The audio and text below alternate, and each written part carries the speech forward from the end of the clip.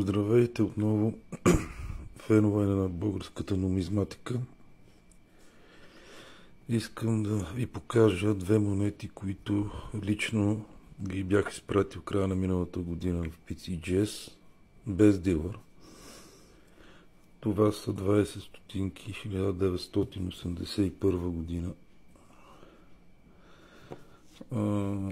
Тук имам още една такава гола, която не съм ми изпращал и тя е в нециркулирало качество.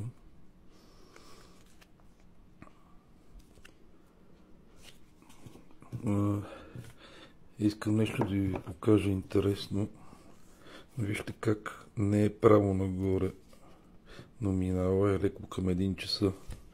Като обърна монетата, петолъчката е точно на 12, което означава, че имаме завъртане, което за пореден път не е описано на монетата, само е написано качеството, номинала и годината. Тази се води в MS67, другата е MS66. Тази, ако трябва да я сравнявам с някой от тези двете, трябва да се гледа под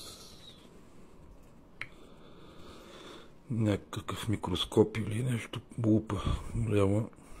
Не мога да кажа тази дали отговаря на 66, 67 или повече, но със сигурност не е циркулирала.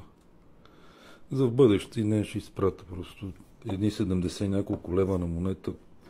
Ако пращаш много, са си пари. Изпратиш 10 монети, 700 и няколко лева трябва да дадеш. Тези 20 стотинки от 81 в качество са рядко срещани и затова имат и сравнително добра цена, въпреки че са соцмонети. Надявам се да ви е било интересно. Последвайте ме и така ще получавате известие, когато кача нов клип. Благодаря ви за вниманието.